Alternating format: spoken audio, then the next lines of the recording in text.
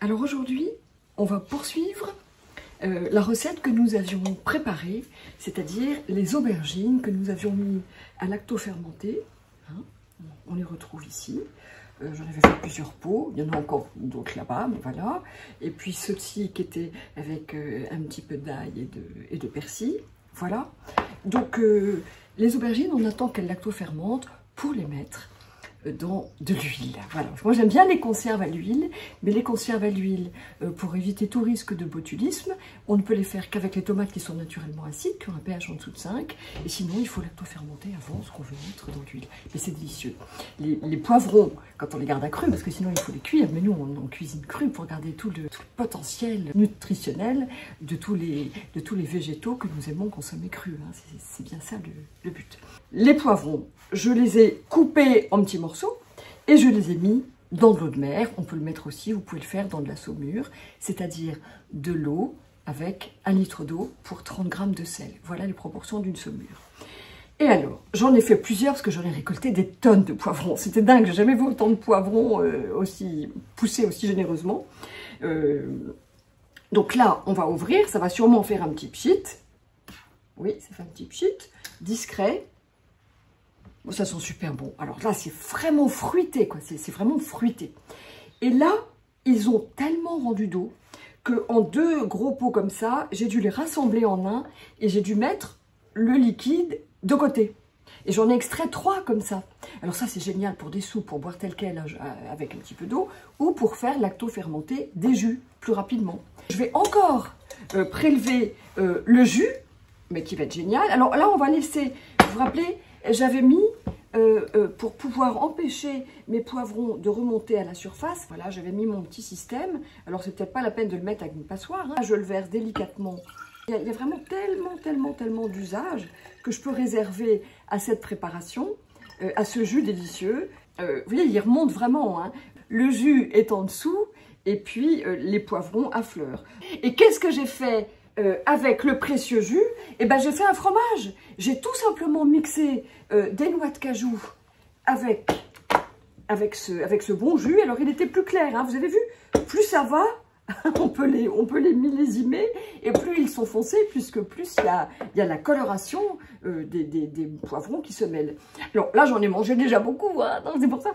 Là, je l'ai faite au réfrigérateur, parce qu'au réfrigérateur, avec une lacto-fermentation comme ça qui est activée, et simplement broyer les noix de cajou dans votre petit blender Kali ou dans votre Vitamix, dans le blender que vous voulez, et puis c'est tout.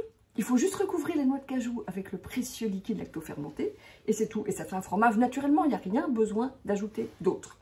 Et ça peut se faire au réfrigérateur parce que le temps qu'on mange tout, ça travaille. La lacto-fermentation est plus lente au réfrigérateur, mais elle travaille quand même. Voilà. Donc là, on va continuer à extraire notre précieux jus parce que là, on va se faire un petit fromage tout rose. Pareil, avec des graines de tournesol, de macadamia, des noix du Brésil, des noix de cajou. Là, je vous donne toutes les variations. Voilà. Là, on veut des poivrons qui soient bien égouttés. Hein. On ne va pas non plus les égoutter trop, mais un petit peu. Et là, ce qui est génial, alors on peut déjà les goûter quand ils sont à ce stade-là. Voilà.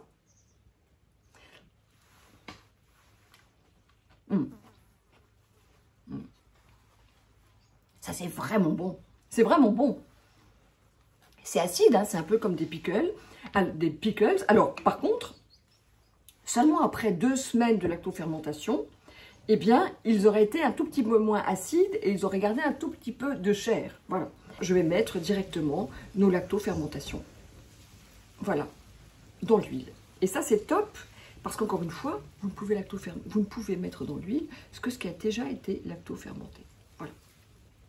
Oh là, il y en a des grands, des petits. J'en avais mis de toutes les tailles. Regardez, on peut aussi le faire avec des poivrons de cette taille-là. Hein. Voilà. Et là, c'est super. Moi, dans l'huile, j'avoue qu'il y a une douceur, c'est sympa. Et puis, exactement pareil avec nos aubergines. Les aubergines que nous avions mis à lacto-fermenter. Pareil, on les retire. Quand elles ont bien lacto-fermenté, il faut attendre 2 semaines. On les retire, on les presse un petit peu à peine pour enlever le trop de jus et on les met à conserver dans l'huile. Alors attention, comme là il y a les poivrons qui contiennent encore un peu de sel, ils vont continuer un petit peu à travailler. C'est pour ça que je vais enlever, bien sûr, parce que là j'en ai trop mis, je vais en enlever, je vais laisser mes 2 cm, et attention, ça va continuer à travailler. Je vous montre les tomates que dans l'épisode, le premier épisode de la cuisine de septembre, comment conserver des tomates. Eh bien, je les avais mises dans l'huile, je les avais, vous vous rappelez, déshydratées, mais elles restaient encore un petit peu souples sous la main, mes petites tomates cerises. Donc regardez, il y a un travail de lactofermentation qui se fait naturellement parce que les tomates sont naturellement acides, sans adjonction de sel. Là, on n'avait pas du tout mis de sel, hein. J'avais mis simplement les tomates cerises dans de l'huile. Eh bien, il y a quand même une lactofermentation, donc faites attention quand vous ouvrez le pot, on va le voir ensemble. Et voilà.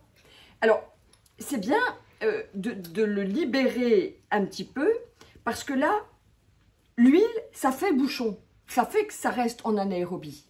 Hein. Donc là, par contre, il faut libérer un petit peu. Regardez, les bulles qui affleurent à la surface, c'est important que vous les voyez. Regardez, voilà, si j'appuie un petit peu, eh bien, il y a des bulles de gaz, puisque le travail se poursuit un petit peu. Et ça, c'est très très bon. C'est très très bon. Je les ai déjà goûtés. C'est très très bon. Voilà. Donc là, je referme. Et l'anaérobie, elle est en dessous du niveau de l'huile. Hein. Donc là, il vaut mieux ouvrir un petit peu parfois pour dégazer, parce que sinon, c'est l'huile qui va vous gicler à la figure. Ça continue à travailler, mais ça va être remarquable. Encore une fois, quand vous lactofermentez, qu'elles soient déshydratées ou pas, des tomates, ne vous attendez pas à les sortir et voir des tomates comme fraîches. Ce sont des pickles, ce sont des tomates qui vont exalter leur caractère acidulé, acide, et qui vont servir à faire des sauces, des chutneys, beaucoup de recettes orientales, d'Asie, asiatique, parce que eux, ils ont vraiment mis au paroxysme, ils vont vraiment déployer avec beaucoup de créativité les recettes à base de légumes lactofermentés. Voilà. Je vous dis à plus tard pour de nouvelles aventures. Toujours une joie de vous retrouver.